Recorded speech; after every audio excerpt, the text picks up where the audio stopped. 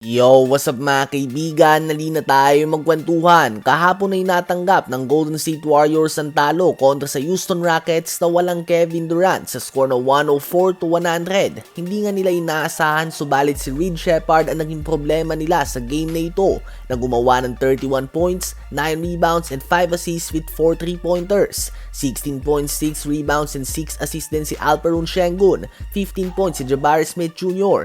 14 points si Aaron Holiday. At 10 points, 14 big rebounds naman si Amen Thompson. Sa Warriors naman ay descending performance ang pinakita ni Jimmy Butler na 21 points, 5 rebounds and 5 assists. Subalit nag-struggle nga ng husto si Stephen Curry sa depensa ng Rockets. 14 points lamang nagawa niya on 2 of 9 shooting sa 3-point line at kasama din itong mga kaibigan ng 7 turnovers. At ang masaklap nga dito ay nagtamo pa nga ng injury si Curry kung saan talagang namilipit ito sa sakit kahit na pag-upo niya lamang. Kaya naman hindi na nga niya natapos ang game after playing 32 minutes. At kanina ay inanunsyo na din nga mga kaibigan na out si Steph Curry ng 1 linggo o higit pa dahil sa quad contusion at nakadepende ang petsa ng kanyang pagbabalik sa response ng kanyang quad muscle sa rehab process. Well, ang Warriors ay currently may record lamang na 10 wins and 10 losses after 20 games. At kung out si Curry, sabihin na natin ng 2 linggo, out nga siya sa game ng Warriors laban sa OKC Thunder, Philadelphia 76ers,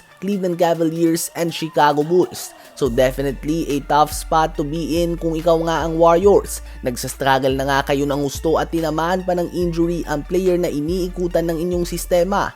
Ano ba ang masasabi nyo tungkol dito? Ngayon ay tumungo naman tayo sa Eastern Conference mga kaibigan. Sa majority ng season na ito, sa umpisa ng season na ito at least ay hawak nga ng Detroit Pistons ang number 1 seed sa East. Subalit nakita din naman natin sila na dinidikitan ng mga team na hindi gaanong kalakasan. At kahapon nga ay tinalo sila ng Boston Celtics sa walang Jason Tatum at isang game lamang ang pagkitan sa 10 seed Philadelphia 76ers. Mataas ang duda ng mga fans na intro boys lamang ang Pistons team na ito. Subalit kung titingnan natin ang mga team ngayon sa East, mahirap nga sabihin kung sino ba talaga ang best team sa kanila.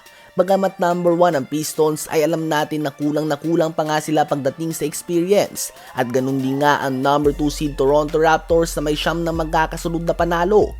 Ang Cavs naman ay ilang taon ng intro boys at palaging nalalaglag sa first few rounds ng playoffs. Ang Knicks ay hindi din makaabante sa NBA Finals. Ang Milwaukee Bucks ay si Giannis lamang nagbubuhat sa ngayon. Ang Celtics ay may injured Jason Tatum pa at hindi pa natin alam kung kumusta ba ito pagbalik niya. Ang Atlanta Hawks ay hindi mo din nga matansya sa ngayon. Ang Orlando Magic ay nasa 7 seed lamang at underwhelming ang pinapakitang performance. Injured din nga si Paolo Banchero. Wala kang masasabi na clear favorite sa kanila at tila ba ang best team sa East ngayon ay katumbas lamang ng team sa West na hirap na makapasok sa top 6. Ano ba masasabi nyo tungkol dito?